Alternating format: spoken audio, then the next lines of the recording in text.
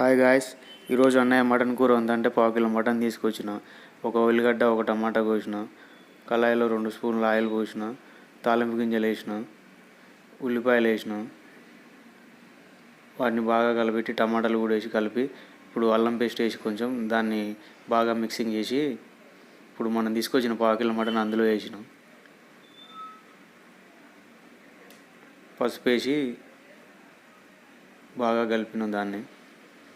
ఇప్పుడు కొంచెం వాటర్ పోసి కొద్దిసేపు అలా ఒక 20 మినిట్స్ ఉంచి 20 మినిట్స్ తర్వాత తీసి ఒక ముక్క తీసి ఉడికిందా లేదా అని చూస్తే ఉడికింది. ఇప్పుడు కారం వేసుకోవాలి.